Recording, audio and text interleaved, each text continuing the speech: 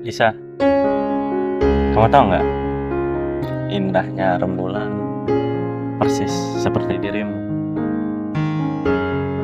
Bahwa aku ini sudah lama sekali memendam rasa yang susah untuk diungkapkan. Bahwa itu sangat mencintaimu. Aku ingin kedepannya kita lebih serius lagi. Maaf, Rol. Aku harus kerja. Selain nyanyi, aku juga harus baca puisi. Aku udah terlambat. Maaf ya, Rol. Lisa, tunggu. Aku mohon. Aku butuh jawabannya sekarang. Iya, ngerti. Tapi nggak bisa sekarang, Rol. Aku harus kerja. Jadi simpan aja perasaanmu itu sampai 14 Februari nanti. Kenapa mesti 14 Februari? Iya, 14 Februari. Karena di sana aku sudah memilih tokoh putra asli daerah ini. Yang muda, cerdas, dan berprestasi. Dan yang paling membanggakan, dia adalah asisten staf khusus Presiden Republik Indonesia di bidang pondok pesantren. Apalagi di Lombok ini, Rol. Kita butuh sekali orang yang seperti dia. Aku harus pergi, Rol. Lisa,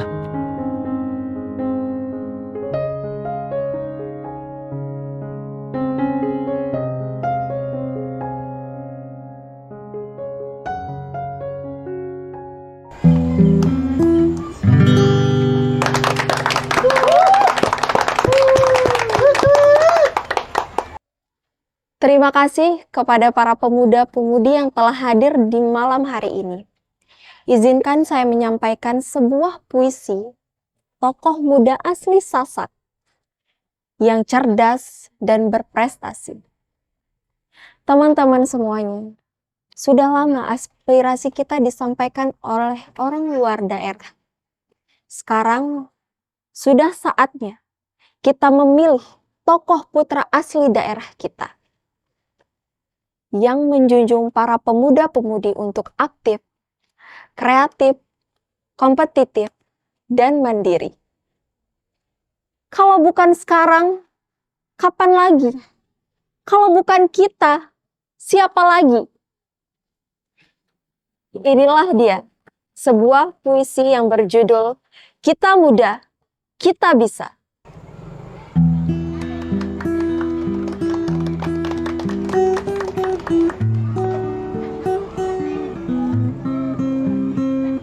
Ya, kita muda. Jiwa ini sangat menggelora. Kaki tangan ini masih kokoh menyangga.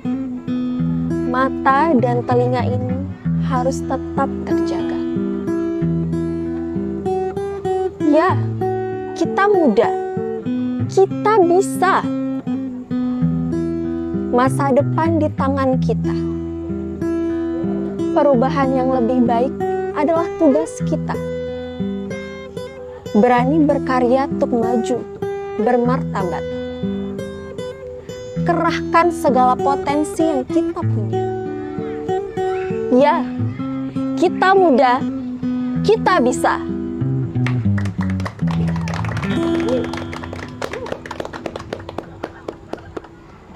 Kenari satu putih bertelur empat.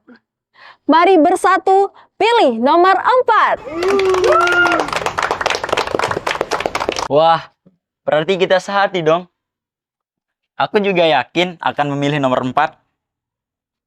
Wow, oh jadi dia yang membuatmu tidak bisa memberikan jawaban yang pasti? Lisa, aku sangat mencintaimu. Pilihlah aku. aku nggak milih siapa-siapa. Kecuali di tanggal 14 Februari nanti. Saat aku memilih dia. Nomor 4.